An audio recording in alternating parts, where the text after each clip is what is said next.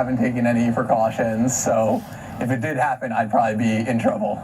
We continue to hear about the big one that could hit the West Coast at any time.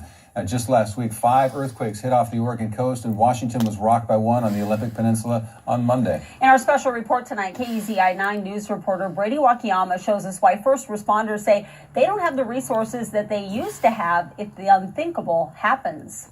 It's always there, always hanging over our head. For many Oregonians and those on the West Coast, that thing looming over their heads is preparing for the big one. It's like trying to predict the end of the world. You can't. Most people are like, oh, the big one could happen any second. Anytime that there's a minor earthquake, people are like, oh, the big one. But yeah, I don't think it'll happen anytime soon, but at the same time, you can't really know.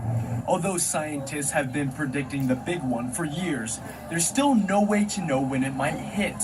The one thing experts do know is that it will be devastating. So the question is, are you prepared? No, not at all.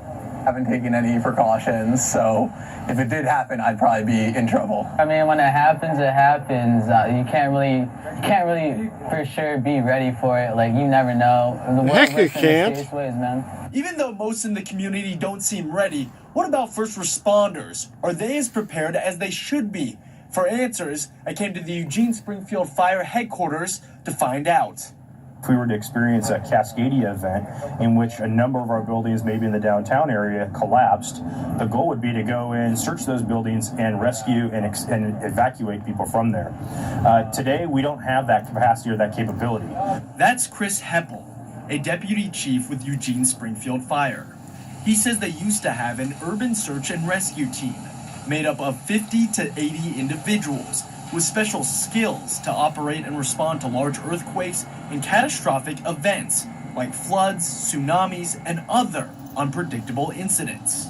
Those teams come all the qualifications and certifications, from building collapse to structural stability to structural engineers to folks who can plan the rescues, facilitate the rescues. Heppel says the team was paid for by the state and federal government. But in 2008, it was hit by a different kind Obama's of disaster, reign. A lack of money. Obama's reign, or Schlama. Quite rapidly, to the point that the teams were no longer established. He says if an earthquake or natural disaster strikes in our area, it could be days, if not a week, before outside help would arrive. So they've been trying to fill that void. They now have a confined space and rope rescue team. It has 22 members that are tasked to perform rescues in confined spaces. I had an opportunity to get a look at their training firsthand. Like underground utility vaults, as well as conduct rope rescues for people in the woods or even off of buildings. David McNeil is the captain of the small team. He's one of the only members on the team that has training on how to respond to earthquakes, while the other members of the team lack the training. It's difficult because we have the same mission. Our mission hasn't changed. It's just the availability of equipment and the availability of training and the availability of people. That's the problem. A spokesperson with the city of Eugene says they're working with state partners to restore funding to the program. She says the city does have emergency preparedness plans in place with a number of local partners like eWeb, Land Electrics, and local construction companies to help out in case of an emergency. She also says the city has invested in creating safer buildings, which they believe can significantly reduce the human and financial impact of a disaster. I got the lines.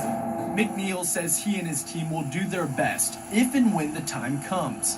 But he says he would still feel more comfortable protecting the community he loves from the unthinkable with more help. I want my team to be as trained, as proficient as they used to be. I'd like to have the USAR team back. I think Eugene Springfield deserves it. I think the state of Oregon deserves it. Reporting in Eugene, Brady Wakayama, KZI 9 News. Well, yes.